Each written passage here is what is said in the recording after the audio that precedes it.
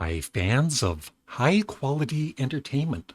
I'm ranking and reviewing all of ELO's studio albums up to Secret Messages, the original run of the band.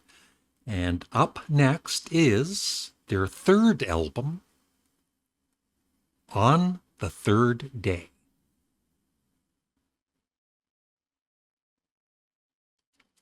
Back.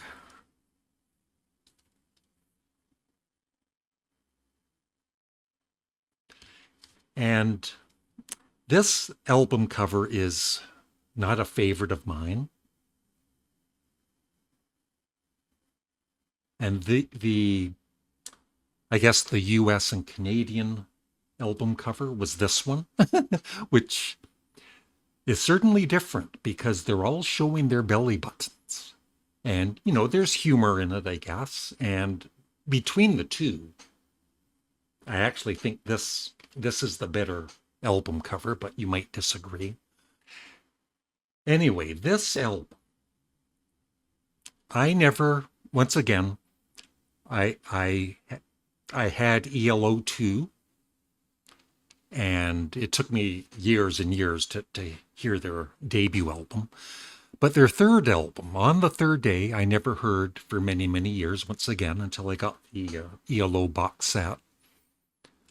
And so I've never really been connected with it, especially when you have favorite albums by ELO, like El Dorado and ELO 2. I love those albums, as you'll see in the upcoming El Dorado review. And I've played this quite a few times, especially recently to do this review, and I do enjoy it. It's a very good, it's a good album. But like I said, I just can't connect with it like some of the other albums that I love. And it might be because I never grew up with this album like I did with some of the other ones.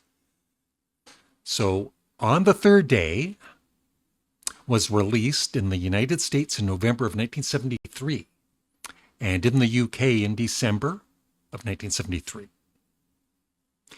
From this album on, the word "the" was dropped from the band's name.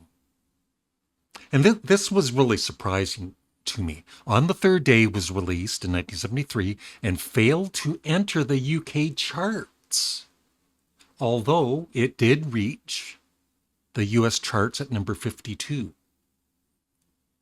Yeah, I was really surprised with that because of the popularity of The Move in the UK, and even their ELO's earlier albums had some success in the charts.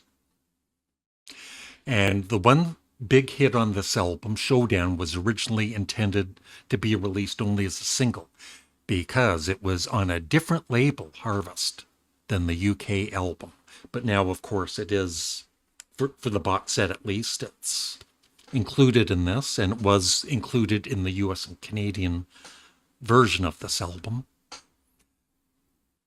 And this is the start of the real ELO sound. They've got the band, the great band, together. And the orchestra, real orchestra now, with the violins and cellos and everything. But like I said, I do enjoy the songs, and I love Showdown, of course, which was only on the US release. And Bluebird is Dead is great. I really love that song. But all the other songs, like I said, are just good. I just don't love any of the other songs. And I've played this 4 or 5 times before I did the review, and hoping I would enjoy it more and more and more with every listen, but it kind of stayed the same. I like the album, but I don't love it. Yeah, surprising. In Canada, it went to number 40. Wow. Yeah, I don't know what it is about this album. It's like, maybe some of my other viewers can let me know that who are fans of this album, or maybe they understand what I'm trying to express. uh, but I think Jeff Lynne is learning how to do these really catchy songs like he would on later albums, and he's getting there. But still, I just prefer the first two albums more. But I know that not everybody would agree with that.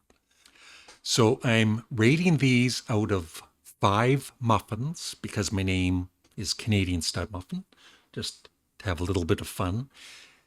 And so I'm going to give this album, like I said, it's between good and very good. And then, like I said, I love Showdown and Bluebird is Dead. I am going to give it 3.5 muffins out of 5. And in my ranking, it goes into third spot because, yeah, I just love, just for me personally, and I think, like I said, it kind of, because I grew up with, especially ELO 2, I did not know their debut album for many years, but for whatever reason, I just love it, the experimental nature of it, and Roy Wood's work on the album, and parts of ELO 2.